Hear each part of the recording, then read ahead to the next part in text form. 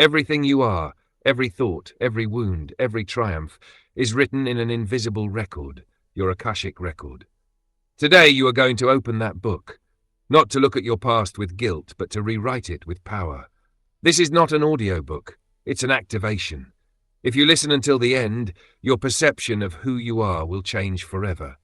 Get ready.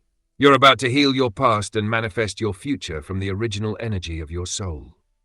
Chapter 1. Awaken. Your story is not set in stone. Awaken. Your story is not set in stone. Listen closely. Nothing you've lived is final. Nothing. You were taught that your past defines you. You were told that your childhood, your mistakes, your traumas are the root of who you are today. But that's not true. It's a convenient lie. A lie that keeps you asleep. Lie, waiting for time to save you. The truth is different. Everything you've lived is still alive, yes, but not as a chain, as a frequency. And every frequency can change. That's the key. Every thought, every emotion, every memory has a vibration. That vibration is recorded in an invisible field, the Akasha. It's not religion, it's not magic, it's energy in its purest form. Your soul keeps everything, what you did, what you said, what you thought, but also what you didn't do, what you suppressed, what you feared. What you think is over is still vibrating. What you believe no longer matters is still broadcasting a signal. And that signal attracts similar experiences. That's why you repeat cycles. That's why sometimes it feels like life keeps showing you the same lesson again and again. It's not the universe punishing you, it's the universe reflecting your frequency. And as long as you vibrate from the old story, you'll keep creating old results. You have a choice. Yes, a choice. You can keep reacting the same way, or you can decide to rewrite. And I want you to understand this. Nothing is written. Everything can be rewritten. That's more than a phrase. It's a code. Every time you repeat it, you're commanding your energy to move. You're ordering your mind to stop defending its own prison. Your story is not a tattoo. It's living ink. You can write it again. But to do that, you need one thing.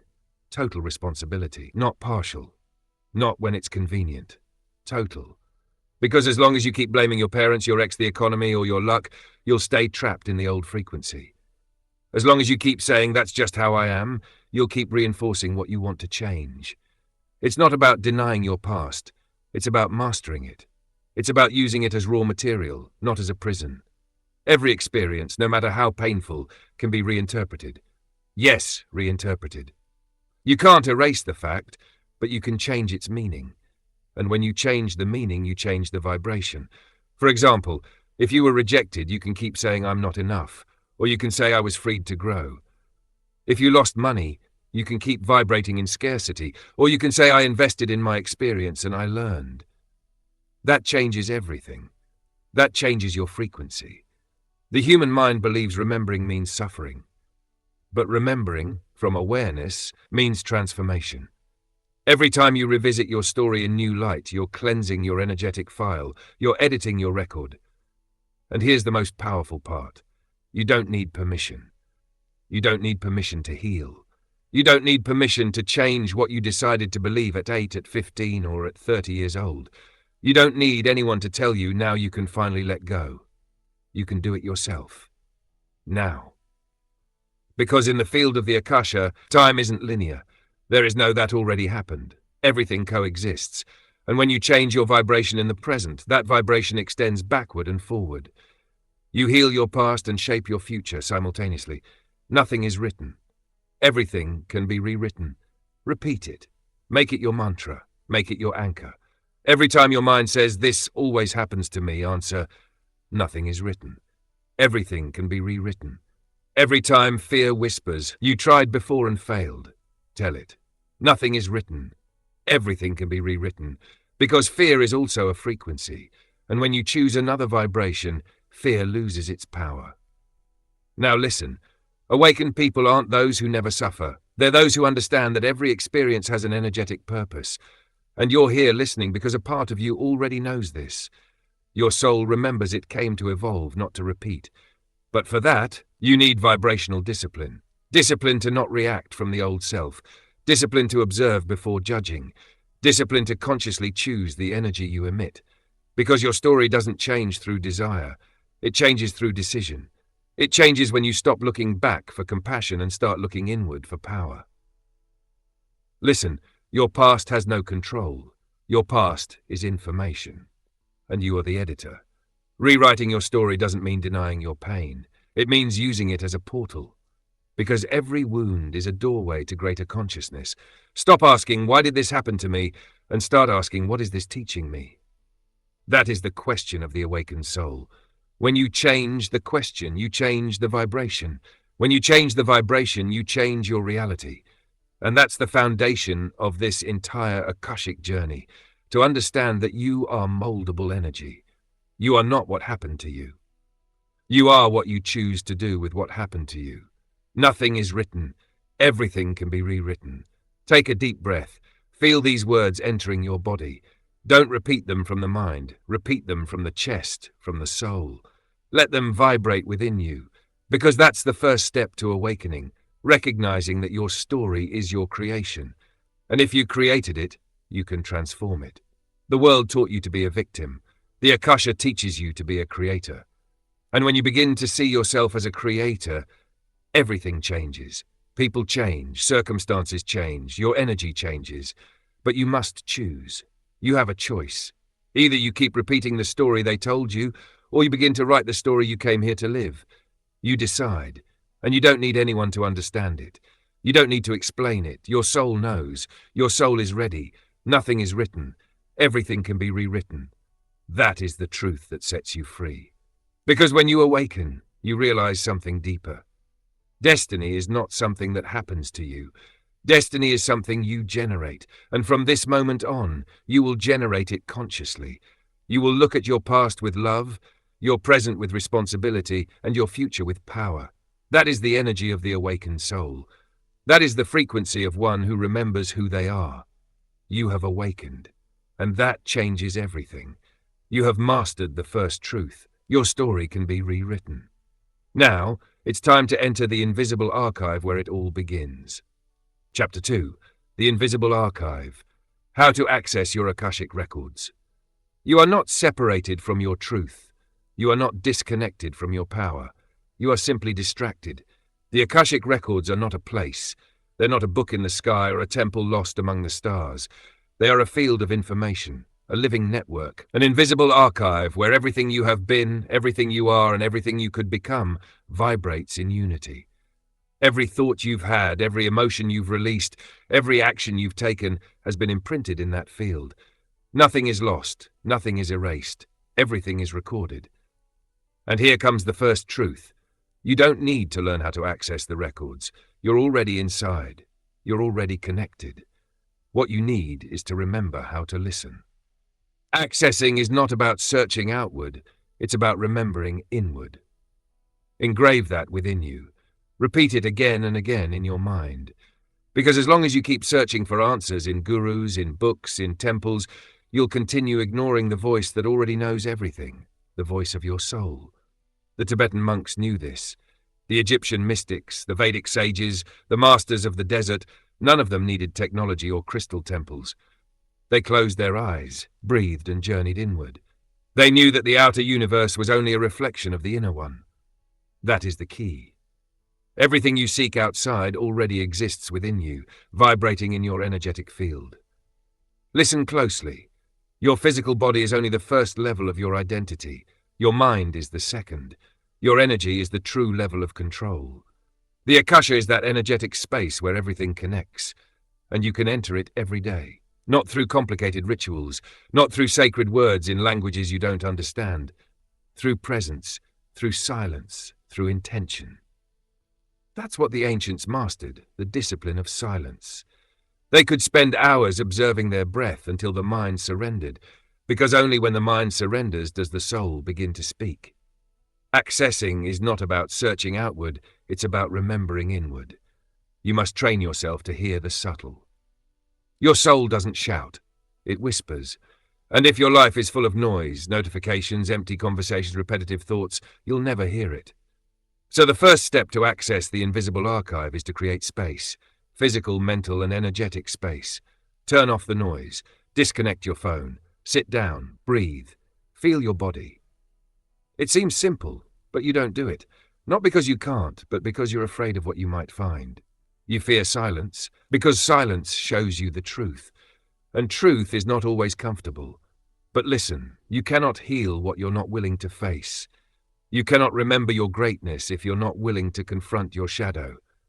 That is the discipline. Accessing the Akasha is not escaping the world. It's seeing it from a higher level. It's understanding that everything you experience, even what hurts, has a purpose in your energetic learning. Every emotion you deny becomes recorded. Every repetitive thought becomes anchored. Every decision creates a timeline. And when you enter connection with the invisible archive, you can see those lines. You can feel how every decision from your past still echoes through your present. And then you can choose differently. You have a choice.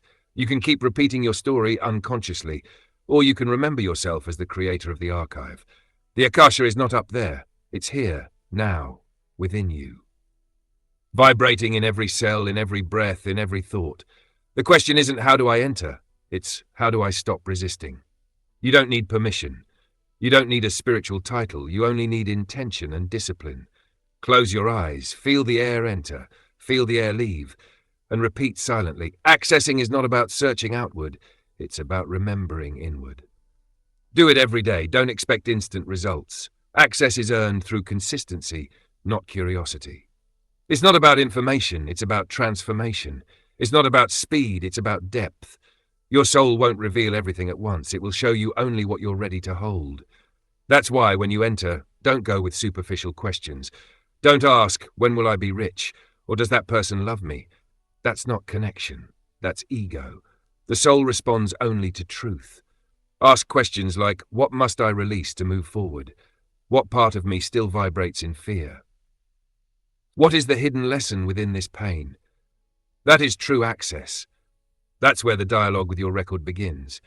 And when you receive an answer, an image, a feeling, a word, a memory, don't analyze it, don't judge it, write it down, give thanks, and let it go. Your job isn't to control the information. Your job is to hold the vibration. That's the difference between those who read the Akasha as curious visitors and those who embody it as masters. The curious seek data. The master seeks expansion, and you are here to expand. You are here to remember what you have always known. Your soul already holds all the answers. But you must do your part. You must cleanse the channel. Stop contaminating your energy with empty conversations, with victim thoughts, with the constant need for validation. The invisible archive doesn't open through noise. It opens through coherence. It opens when what you think, what you feel, and what you do vibrate at the same frequency. Accessing is not about searching outward. It's about remembering inward. That phrase will be your key. Every time you feel lost, repeat it. Every time you doubt, recall it. Every time you feel disconnected, use it as your anchor. Because your mind will seek distractions, your ego will seek proof, but your soul only needs silence. The Akasha is not conquered by force. It is revealed through surrender. It is not a technique. It is a relationship. And like every relationship, it is nourished with time, respect, and presence. So start today. 5 minutes of silence each day, 5 minutes of connection with yourself, 5 minutes without pretending to be anyone else. And before you know it, something inside you will open. A gentle voice will speak to you, and you will know you are not alone. You never were. You have a choice, to keep living in disconnection, or to remember your power through connection. That is the choice that changes everything. That is the doorway to the invisible archive. Because you don't need more information. You need more presence. And when your presence is complete, truth reveals itself effortlessly. The Akasha is not waiting for you. The Akasha is calling you. You just have to answer. Accessing is not about searching outward. It's about remembering inward. You now understand how to access it. Next, you must learn what to do with what you find. How to interpret what your soul shows you, and how to release the wounds that reveal themselves when you look deeply. Get ready. You're about to face the root of your pain and the beginning of your freedom. Chapter 3. The Original Wound. Identify the pattern that repeats. You are not broken, but there is a part of you still bleeding in silence. That invisible wound is the reason you keep repeating stories, people, outcomes. You deny it, you justify it, you cover it up, but it always comes back. Different face, different situation, same pain. Until you heal the root, you will repeat the story. And I want you to hear this with absolute clarity. Your current life is not a punishment. It is a mirror. Every obstacle, every failure, every disappointment is showing you something you've refused to see. It's not bad luck. It's not destiny. It's energy, your energy. Every current block has an energetic root in an old memory, and that memory is still active, vibrating, replaying, repeating. Maybe you grew up in a home where your worth depended on pleasing others. Now you attract relationships where you keep giving more than you receive. Maybe you grew up watching your parents fight over money, and now, every time you try to succeed, you feel guilt or fear. It's not coincidence, it's repetition. The pattern is not outside of you, it's within you. Until you heal the root, you will repeat the story. Whether you like it or not, everything you don't heal, you repeat. And you repeat it until you understand it. The universe doesn't punish, it teaches, and it teaches by repetition. Look at your cycles. Look at your relationships. Look at your reactions. There lies the pattern. There lies the original wound. The human mind is an expert at avoidance. It prefers to blame. It prefers distraction. It prefers to say, I'm just unlucky, instead of I have unresolved wounds. But listen, not healing costs more than healing. It costs time. It costs energy. It costs peace. Every time you repeat a story, you are paying the price of not looking within. You have a choice. You can keep reacting from your wound, or you can choose to observe it from your consciousness. That's the key. When you observe without judgment, the wound begins to speak, and what it tells you, if you truly listen, is simple. I'm still here because you need me. Yes, that wound you hate, the one you repress, is trying to show you the exact moment you disconnected from yourself. Maybe it was the day you felt you weren't enough. Maybe it was when you learned to stay silent so you wouldn't lose love. Maybe it was when you confused pain with loyalty. It doesn't matter when. What matters is that you're still vibrating from that place. Until you heal the root, you will repeat the story. You don't need to dig through your entire childhood.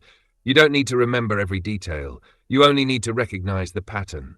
Ask yourself, what situation do I keep repeating? What emotion accompanies every failure?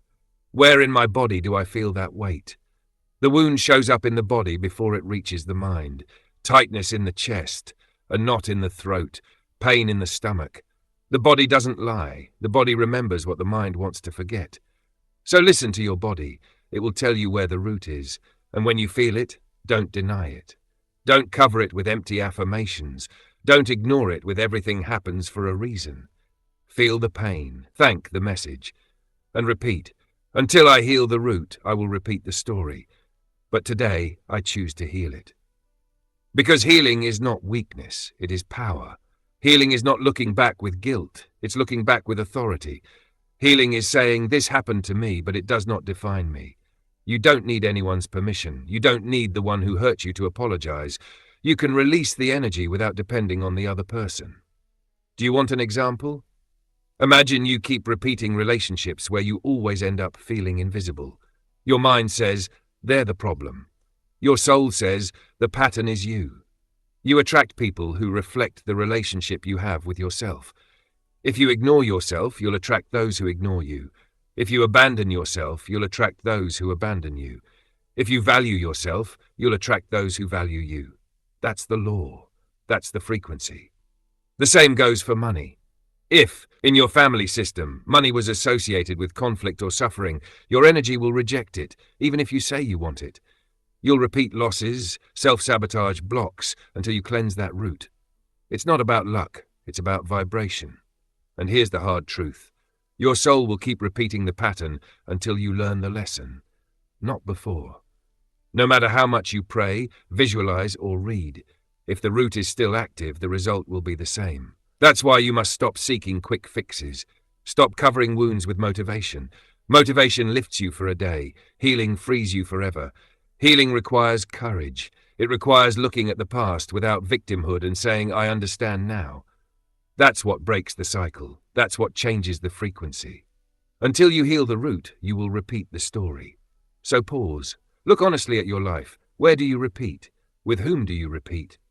What emotion repeats itself? Write it down. Observe it. And say aloud, I no longer need to learn this lesson through pain. I am ready to learn it through consciousness. That changes everything, because the universe only repeats until you understand. And when you understand, it stops. The story changes, the energy clears. It's not about perfection, it's about responsibility. It's not about blame, it's about consciously choosing a new vibration. You have a choice. Keep reacting from the wound or respond from wisdom.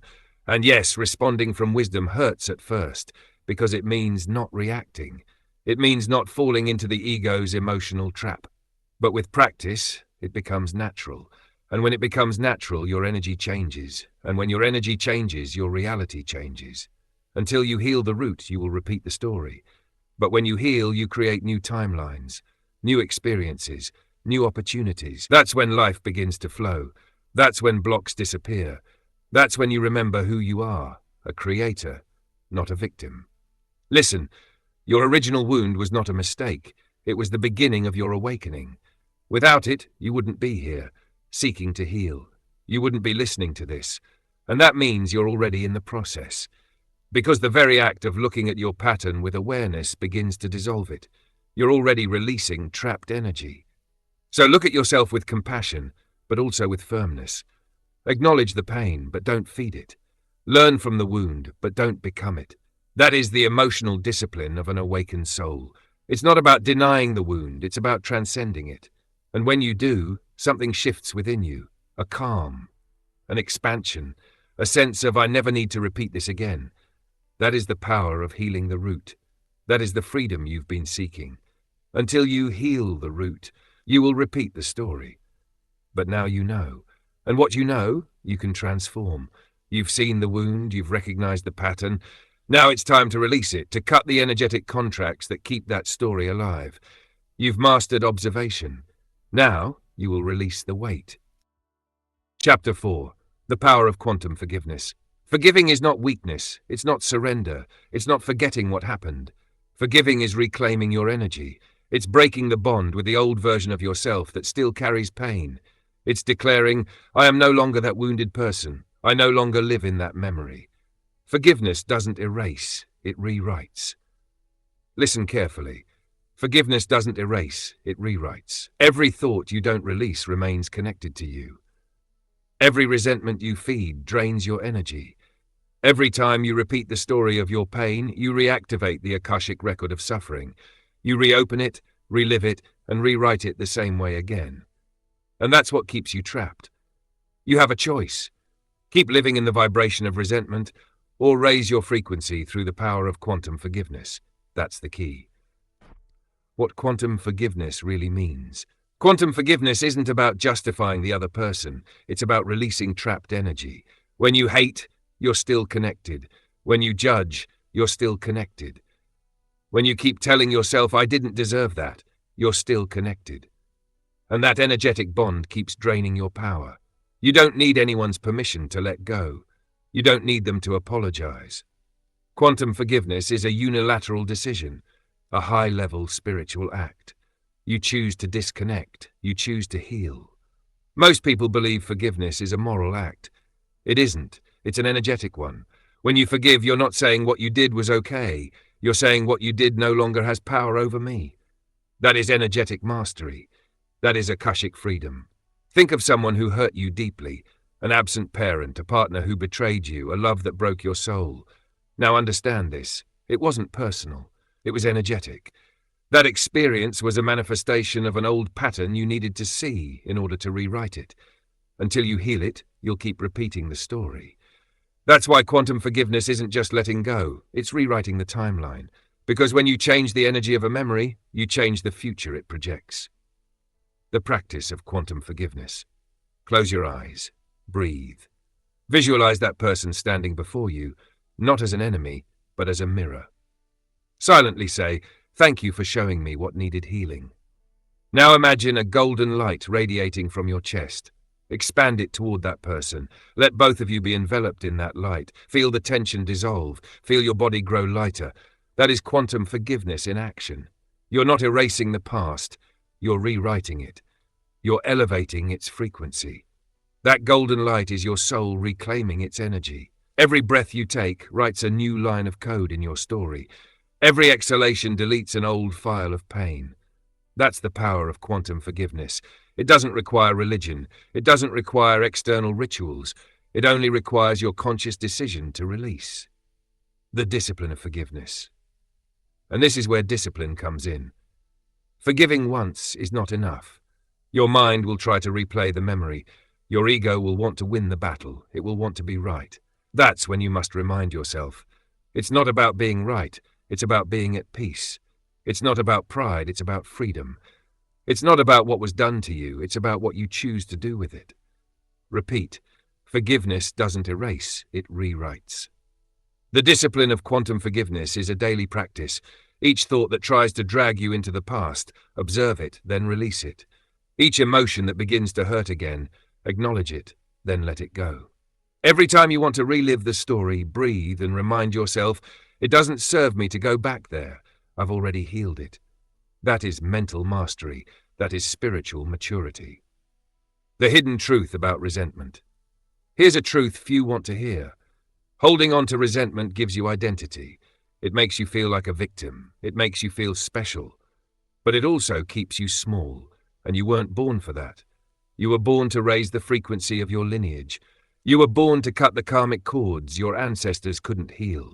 You were born to use forgiveness as a sword, not as surrender. Do you want to heal your past? Forgive. Do you want to manifest a different future? Forgive. Do you want to feel free? Forgive. Because quantum forgiveness is the master code that unlocks the invisible archive of the soul. Forgiveness is power, not weakness. Don't confuse compassion with weakness. Forgiving doesn't mean leaving the door open to abuse. It means closing the cycle with awareness, not returning out of fear, but returning from power. When you forgive with quantum energy, the universe reorganizes your timelines. Opportunities open, patterns dissolve, your vibrational field becomes clear. Listen closely. Every time you forgive, the Akasha responds. Every time you choose to let go, your soul expands. Every time you choose peace over pride, you rise in consciousness. That is evolution. That is energetic sovereignty. Forgiveness doesn't erase, it rewrites. Etch that into your mind. Make it your mantra, make it your discipline, because forgiveness is not a feeling, it's a practice. And like any practice, it strengthens with action. Do it every day. Do it even when you don't feel like it. Do it until your energy becomes light. Do it until your soul is completely free from the past. Remember, the soul doesn't forget. The soul rewrites. And when you choose to rewrite, you choose freedom. Quantum forgiveness is your tool to access the highest Akashic frequency, the frequency of conscious love. You have released energy. You have shed weight. You have rewritten your timeline. But this is just the beginning. Because now that you've cleansed the past, you must learn how to protect your new vibration. Forgiving without protection is leaving the door open. And your energy is far too valuable to waste. You've rewritten your story. Now let's talk about how to protect it. Chapter 5. Break the karmic contract. There's something you need to understand from the very beginning. Nothing in your life repeats by coincidence. Nothing. If something repeats, it's because there's an energetic contract behind it, an unconscious agreement still active in your field. A karmic contract. A karmic contract is not a punishment. It's not a curse. It's an agreement your soul made in another time, in another plane, to learn something it has not yet mastered. And until you recognize it, it will keep repeating itself again and again with different faces, different names, but always the same lesson. What you recognize, you release. What you ignore, you repeat. That's the law. That's the key. You have to look at your life through the eyes of an observer. Ask yourself, what patterns keep repeating? Relationships that start and end the same way? Financial struggles that always return? Feelings of abandonment, rejection, or guilt? None of that is random. They're active clauses in your karmic contract. Every time you choose the same type of partner, you're signing again. Every time you sabotage yourself before success, you're signing again. Every time you say, that's just how I am, you're renewing that contract, and you do it without realizing it. But here's the powerful truth. You have a choice. You can break it. You can rewrite it. You can release that energy and create a new agreement. You don't need permission. You don't need to wait for another lifetime. You can do it now. Karma doesn't punish you, it educates you. Karma isn't the enemy, it's the teacher. And as long as you see it as an enemy, you'll remain bound, because resistance strengthens the bond. Understanding dissolves it. That's why what you recognize, you release. Recognizing a karmic contract means observing the emotion that sustains it. Is it fear? Is it guilt? Is it the need for approval? Is it the belief that you don't deserve more? Every contract has an emotional engine, and until you turn off that engine, the contract keeps running. A clear example: a woman keeps attracting emotionally unavailable men. Each time someone ignores her, the original pain activates, and she tries once more to earn the love she never received. That's the contract. I need to be seen to feel worthy. That clause may have been signed lifetimes ago, or in childhood, or both. And it keeps activating until she learns the lesson. She doesn't need to be seen to be worthy. She already is. Once she understands that, the contract breaks. Another example: a man who always loses opportunities right before he succeeds. Unconsciously, he has a contract of family loyalty. His mind says, if I earn more than them, I betray them. That thought isn't rational, it's energetic. But the result is real, failure after failure, until he recognizes it. Then he says, I honor my family by being free, not by staying bound. And the energy shifts. The contract dissolves. What you recognize, you release. What you ignore, you repeat. Breaking a karmic contract is an act of radical responsibility, because it means looking at your wounds without blaming anyone. It's not about what they did to you, it's about what you choose to keep holding on to. It's not about destiny, it's about decision. Karma isn't a chain, it's a code, and you have the power to reprogram it. How do you break a karmic contract? 1. Recognize it. Say out loud, this pattern is not mine. 2. Honor the lesson. Ask yourself, what did I come here to learn? 3. Choose differently. Every time you choose differently, you break a line from the past. Every time you respond with awareness, the Akashic field rewrites your story. That's the discipline of the soul. No blaming, no victimizing yourself, no repeating the script. Every conscious choice is a pair of scissors cutting ancient threads. Try this exercise now. Think of something that keeps repeating in your life and causes pain. Name it. Say it without fear. Now imagine a golden scroll in front of you. Written on it are the phrases, emotions, and experiences you keep repeating. Touch that scroll with your hands and say, I recognize this contract, I recognize the lesson, but I no longer need to repeat it. Visualize the document glowing, then dissolving into light. That's what happens when you awaken awareness. The Akashic record responds. What you recognize, you release. That's the key. Awareness and action. Knowing isn't enough. You must live differently. You must act from your new self. Because if you understand the pattern but react the same way, you haven't broken the contract. You've only understood it intellectually. The soul doesn't free itself with information. It frees itself with transformation. And I want you to engrave this in your mind. Your soul did not come here to suffer. It came to evolve. Pain was the tool, not the destiny. But if you keep holding on to the pain, you turn the teacher into a prison. And that's what many do. They keep demanding justice, waiting for apologies, seeking approval. But the contract doesn't dissolve by waiting. It dissolves by recognizing. It dissolves by choosing. Every time you choose peace over drama, you break a clause. Every time you choose to release guilt, you break a clause. Every time you choose to love yourself, you rewrite the contract. That is quantum power. That is spiritual sovereignty. Listen, your lineage carries ancient contracts. Your family bore energetic debts of scarcity, fear, or suffering, but you are here to close the cycle. That's your mission. Not to repeat, but to release. Not to hold, but to rewrite. What you recognize, you release. What you ignore, you repeat. And you are no longer here to repeat. You are here to awaken, to choose differently, to shift the frequency of the entire system. Now that you've broken the old contracts, you are free. But energetic freedom requires direction. If you don't rewrite your new agreements, the void will attract the old again. You must create new codes, new commitments, new conscious intentions. That's the next stage. You've broken the chains of the past. Now it's time to write your new agreements with the universe. Chapter 6. Reprogram your frequency. Your frequency is your energetic signature. It's the code the universe reads to decide what experiences to deliver to you. You don't attract what you want, you attract what you are. And what you are is measured by your vibration. If you change your frequency, you change your destiny. It's not magic. It's not luck. It's spiritual physics. Your energy vibrates, emits, and responds to the same wavelength you project. The problem is that most people live trapped in an old frequency, a borrowed one. The frequency of fear, the frequency of I can't, the frequency of the past, and then they wonder why nothing changes. It's not about wishing harder, it's about vibrating differently. That's the key. Every thought has a frequency. Every emotion carries a vibrational field, and your body, your mind, and your soul are constantly transmitting signals. When you think in scarcity, you emit scarcity.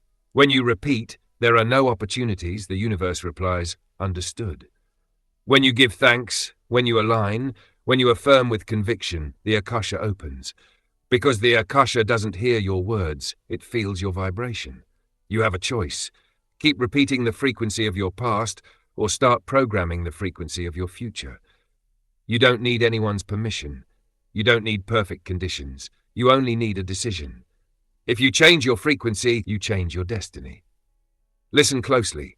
Your frequency is malleable. It's not fixed. It's not carved in stone. It's reprogrammed through intention and consistent practice. And the most powerful tool you have for that is the Akashic affirmation. Akashic affirmations aren't empty phrases. They are codes. Every word spoken with presence is an energetic instruction. Every time you affirm something from your soul, you activate a new timeline. Example, if you repeat I am at peace without believing it, nothing happens. But if you repeat it while feeling the vibration of peace in your body, your frequency shifts. The Akasha responds, because you're feeling it, not faking it. It's not about repeating words, it's about vibrating truth. Understand this. Your mind is a transmitter, your heart is an amplifier, and your soul is the channel that connects to the Akashic field. If your thoughts and emotions are misaligned, there is no clear signal. That's why you can't manifest. That's why you don't change. It's not about thinking positive, it's about thinking coherently. It's not about pretending to be happy, it's about creating energetic coherence. When your thought, your emotion, and your action say the same thing, the universe listens, and it responds. That's how frequency reprogramming works. Coherence, repetition, and presence. Nothing more, nothing less. Practice. Akashic affirmations for reprogramming. Close your eyes, take a deep breath. Bring your attention to the center of your chest. Imagine a golden light pulsing in your heart. That's your base frequency. Now repeat with a firm voice, feeling every word. Open quote, I am free and expansive energy. I am worthy of receiving. I am cause, not consequence. I am abundance in motion. I am a conscious creator of my reality. Close quote. Don't say it like someone hoping for a miracle. Say it like someone giving the universe a command. Every word is a code. Every repetition strengthens the pattern. Every aligned emotion amplifies the signal. Do it every morning. Do it when you feel yourself falling. Do it even when you don't believe it. Because frequency is trained, like a muscle. Energetic discipline is consistency, not inspiration. Many people want to manifest without reprogramming, and that doesn't work.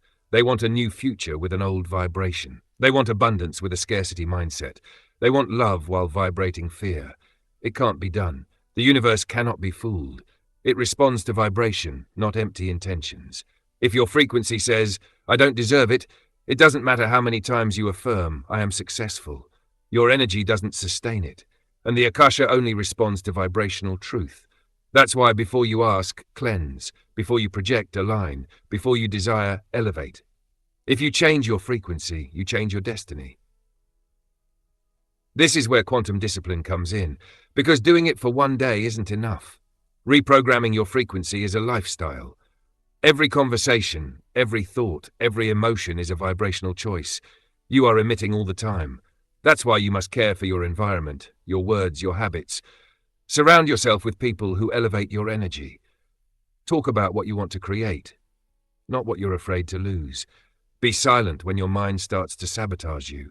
Meditate, move, laugh. All of that raises your frequency. And when your frequency rises, your reality reorganizes itself. Remember, it's not about controlling the result, it's about controlling the vibration. That's the key. Vibrational reprogramming is not an event, it's a practice. And every practice creates a new reality. Every thought of gratitude rewrites your energetic field. Every conscious emotion clears your Akashic records. Every coherent action elevates your frequency. That's how you change your destiny. Not by waiting, not by praying, but by vibrating differently. The universe doesn't give you what you ask for, it gives you what you are, and what you are is what you emit. So listen carefully. If you're tired of repeating the same story, change the frequency. If you're trapped in the same emotion, change the frequency. If your environment doesn't change your frequency, and watch the world respond. If you change your frequency, you change your destiny. Engrave it. Make it your mantra. Make it your new identity. Because everything in your life, everything, responds to what you vibrate. You have learned to release the past. You have broken old contracts. You have reprogrammed your energy. Now it's time to use that conscious frequency to create.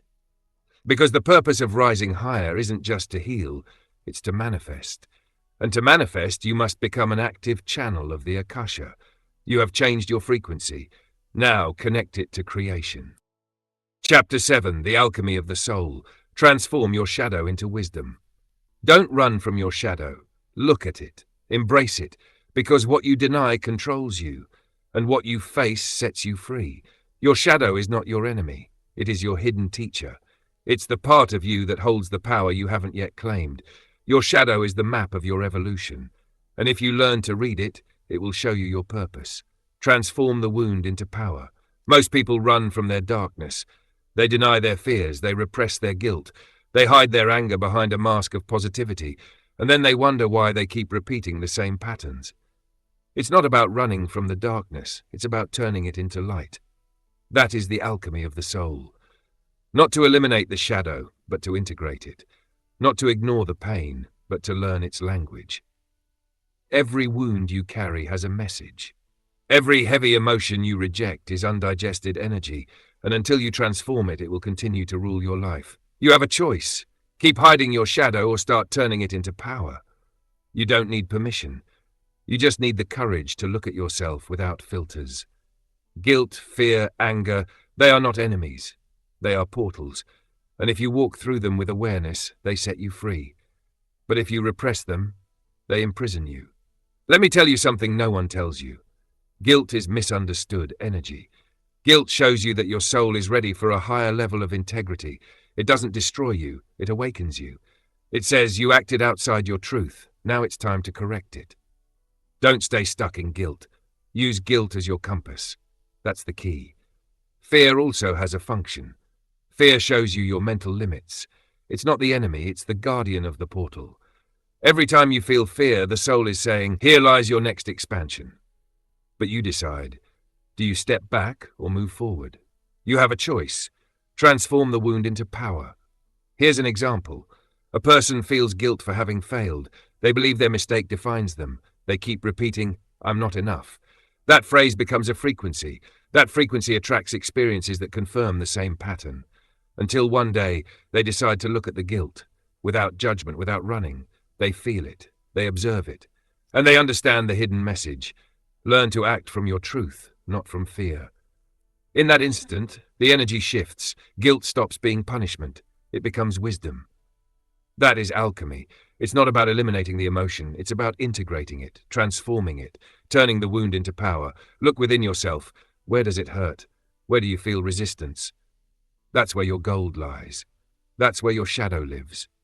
Your shadow reveals what you haven't yet loved about yourself. It confronts your masks. It strips your ego bare. And only when you integrate it do you become whole. It's not about being good. It's about being whole. And being whole means uniting all your parts, even the ones that hurt. When you do that, your frequency changes, and the Akasha responds. Because an elevated soul is not one that avoids pain. It's one that transcends it. Transform the wound into power. Practice to transmute the shadow. Identify the trigger. Every time something upsets you, don't react. Observe, ask yourself, what part of me feels threatened? That's the entry point. Breathe into the emotion. Don't judge it. Don't analyze it. Just feel it. Repressed emotion dissolves when you recognize it. Listen to the message. Every shadow carries a lesson. Maybe it teaches you boundaries. Maybe it reminds you of your power. Maybe it invites you to forgive. Declare the transformation. Say firmly, I take the energy of this emotion and turn it into wisdom. I transform the wound into power. Do this every time a shadow appears. Don't fear it. Honor it. Because every integrated shadow brings you closer to your purest light. Understand this. There is no growth without darkness, no expansion without crisis, no awakening without confrontation. The shadow is not punishment, it is spiritual training. Every time you face it, you become stronger. Every time you integrate it, you become freer. Stop running from your emotions. Stop hiding your broken parts. Look at them with love, because that too is you.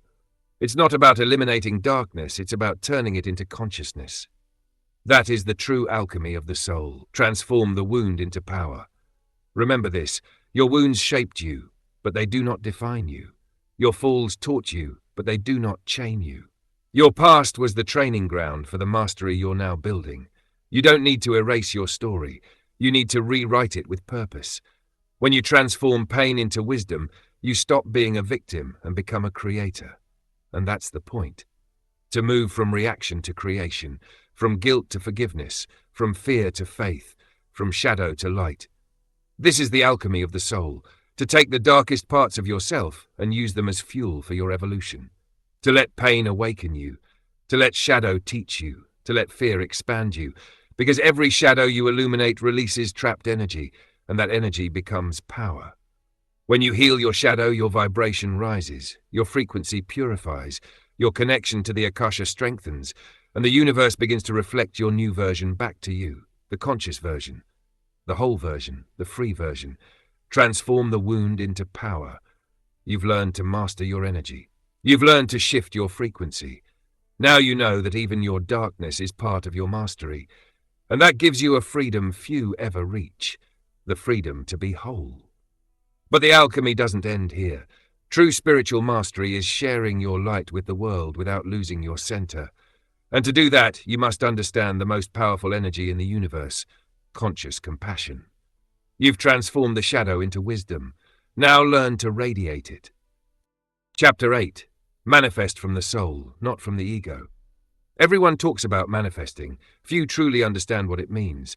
Manifesting is not asking. Manifesting is not forcing. Manifesting is remembering. The soul doesn't ask. It remembers. When you manifest from the ego, you project lack. When you manifest from the soul, you embody abundance. That's the difference. That's the key. The ego says, I want more. The soul says, I already am more. The ego seeks from emptiness. The soul creates from wholeness. And you decide where you're manifesting from. You have a choice. The ego manifests from fear, from comparison, from the need for validation. The soul manifests from coherence, from purpose, from expansion. It's not about wanting money, it's about wanting freedom. It's not about achieving success, it's about expressing your truth. It's not about impressing the world, it's about impacting it. Look closely at your intention. There lies the frequency of your manifestation.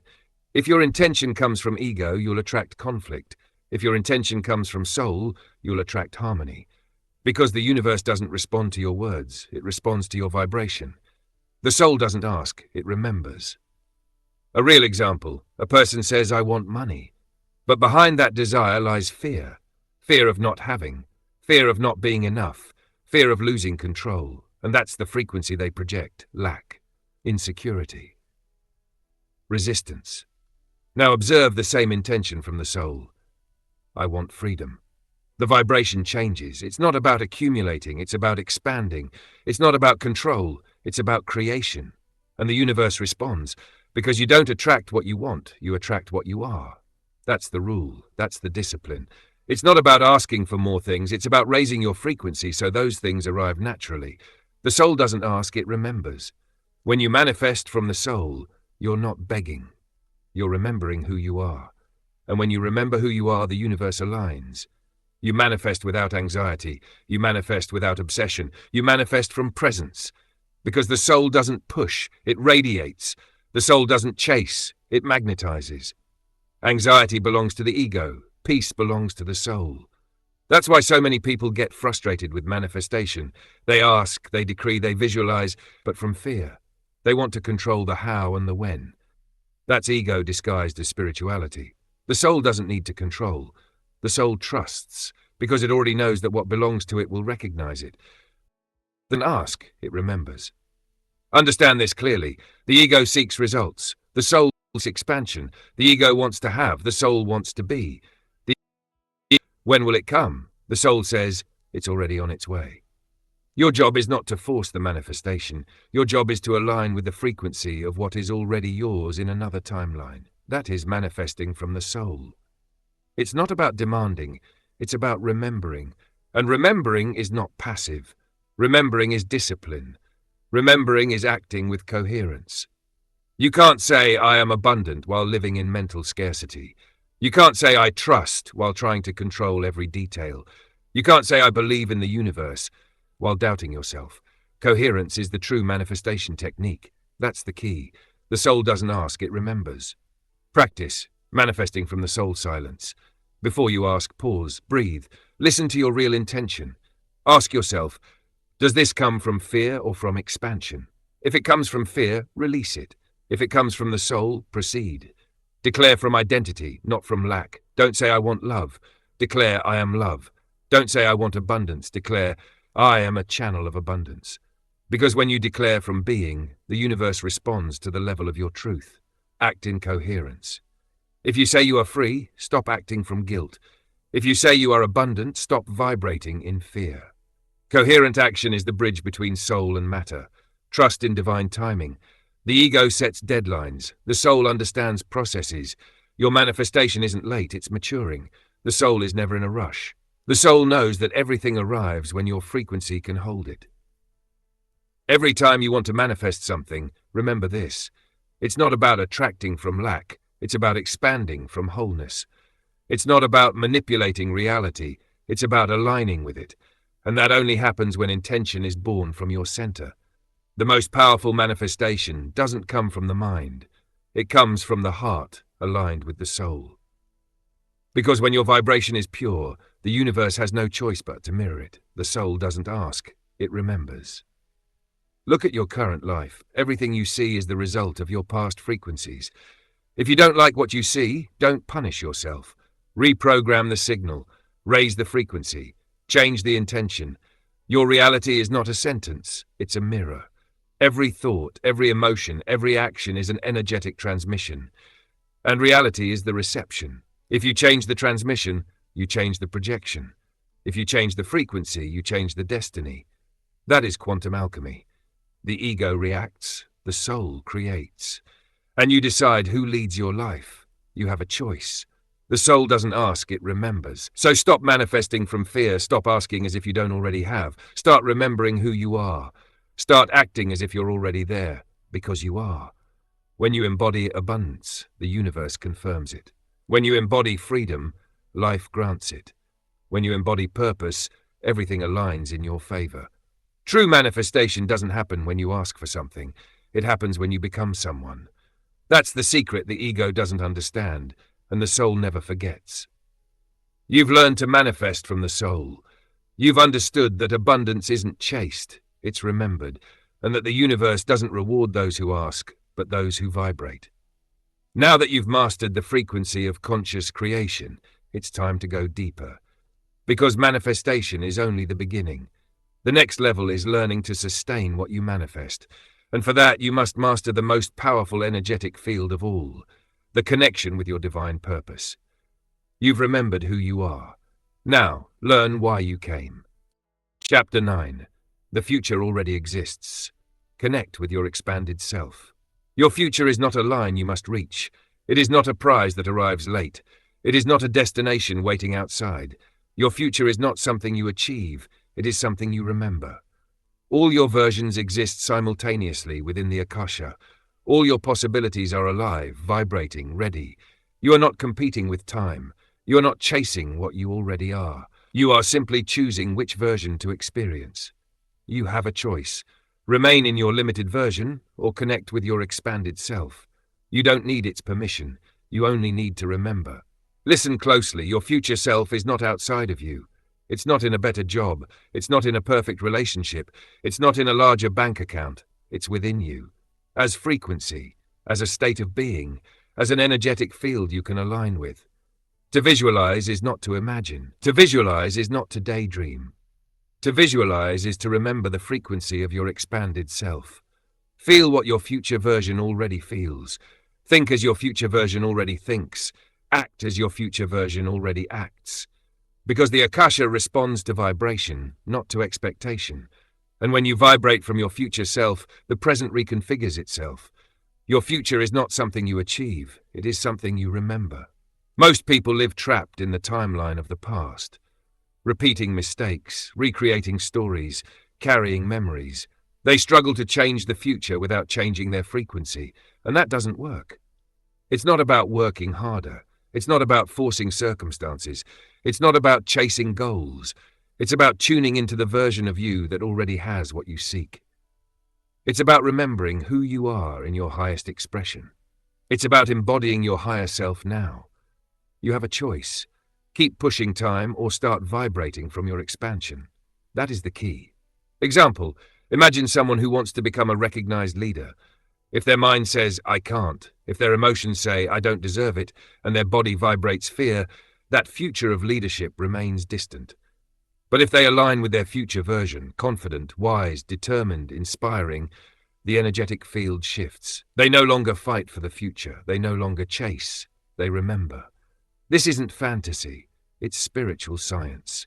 The Akasha does not distinguish between past and future. Everything coexists, and you choose the timeline you wish to inhabit. Your future is not something you achieve. It is something you remember. Practice for aligning with your expanded self. Breathe and calm your body. Anxiety disconnects you from your future frequency. Breathe deeply and feel your presence. Visualize your future self as living energy, not as a static mental image, but as a field of vibration you connect to. Observe how it moves, how it breathes, how it feels. Feel the emotions of that version. Joy, confidence, peace, clarity. Let those emotions flood you. Don't imagine them. Feel them. Act from that frequency today. Each decision, each word, each action aligned with your expanded self strengthens the timeline. Each incoherence weakens it. Repeat this exercise daily. Do it even when your mind says it's impossible. Because the limited mind only knows your old version. Your expanded version already exists, and you can remember it. Your future is not something you achieve. It is something you remember. Listen carefully. You don't need to wait for perfect conditions. You don't need to change others. You don't need the world's permission. Your expanded self already lives. You just have to connect. Each thought aligned with that version is an activated code.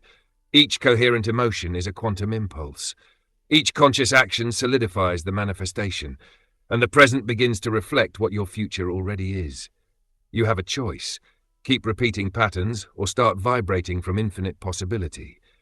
That is discipline. That is responsibility. That is freedom. The key is consistency, not intensity. You don't need to spend hours imagining. You don't need to control everything. You only need to stay connected to your highest frequency throughout your day, as you eat, breathe, work, speak, decide. Each small moment of coherence strengthens your timeline. Each small moment of disconnection pulls you back to the past. Remember, the future already exists. It's not about reaching it, it's about remembering it. It's not about fighting time, it's about flowing with it. It's not about asking the universe, it's about aligning with what you already are. Your future is not something you achieve, it is something you remember. When you practice this alignment, you begin to see results, coincidences, synchronicities, people appearing, opportunities unfolding. But these are not miracles, they are the field responding. The Akasha is showing you the version that already vibrates within you. Each sign is a reminder, your future is not outside, it is within you, waiting for you to remember. Now, look at your current life. Observe the patterns you wish to change. Visualize your expanded self interacting with those same situations. How would you act? What would you feel? What would you think? That is not a dream, it is training. And each repetition strengthens your frequency. It's not about chasing what you don't have, it's about embodying what you already are. That is the alchemy of your existence. That is quantum discipline. That is the mastery of living from your expanded self. Your future is not something you achieve, it is something you remember. You have learned to connect with your expanded self. You have understood that all your versions exist simultaneously. You have practiced aligning with the frequency you wish to experience. The next step is to sustain this mastery, because remembering your future is only the beginning. Now you must act and live from that frequency consistently. And that leads us to the final chapter. Chapter 10. Live in Akashic coherence. You've reached the decisive moment. Everything you've learned so far converges here. Healing is not an isolated act. Healing is maintaining your vibration aligned with the truth of your soul every single day. To live in coherence is to live awake. It's not an esoteric concept. It's not an unattainable ideal. It's a daily practice. It's the discipline of presence. It's conscious action. Think carefully. Your soul has a frequency. Your higher self vibrates in a state of clarity, purpose, and authenticity. When your thoughts, emotions, and actions match that frequency, you create coherence. When you act against it, you lose energy. Every day, every decision, every interaction is an opportunity to align. You have a choice: vibrate in coherence or repeat old patterns. That is the key. Real example: if you want inner peace but constantly react with anger or judgment, your vibration fragments. If you desire abundance but act from fear or doubt, you block the energy you wish to attract. If you long for love but continue to self-sabotage, you repeat the old story. Coherence means integrating thought, emotion, and action in every moment. It's not just meditating, it's not just repeating affirmations, it's living from the frequency of your soul. To live in coherence is to live awake. Daily routines to sustain your connection. Conscious meditation, not as escapism, but as alignment. Every deep breath, every intentional silence strengthens the frequency of your higher self. Inner silence. Observe your thoughts without judgment. The linear mind of the ego always seeks control. Learning to listen to silence is learning to hear the guidance of the Akasha. Clear intention. Every action begins with purpose. Before you speak, before you decide, ask yourself, does this reflect the truth of my soul? If the answer is no, stop. If the answer is yes, act without hesitation. Daily review. At the end of the day, notice where you acted with coherence and where you did not. Adjust, learn, remember. Consistency builds the stable frequency of your existence. Remember, it's not about perfection. It's about commitment. It's about presence. It's about remembering your soul in every action. Every small instant of coherence strengthens your vibration. Every incoherence doesn't destroy your path. It brings you back to learning. You have a choice: repeat old patterns or sustain the frequency of your higher self. To live in coherence is to live awake. When you live this way, transformation is not external. It doesn't depend on circumstances or people. It is internal, immediate, unbreakable. Quantum coherence reconfigures your reality. When your frequency vibrates in alignment with your soul, everything in your life begins to reflect that alignment. Success, abundance, love, health, all flow as a natural result. It's not about seeking outside. It's about maintaining truth within. It's not about asking for permission. It's about remembering who you are. And when you remember, everything responds. Mastery is not a future state. It is now. Every conscious choice is an act of power. Every aligned decision is a step toward your expanded self. Every moment lived in coherence strengthens your energy, your purpose, and your reality. You have a choice: live asleep or live awake. That is the most important choice of your life.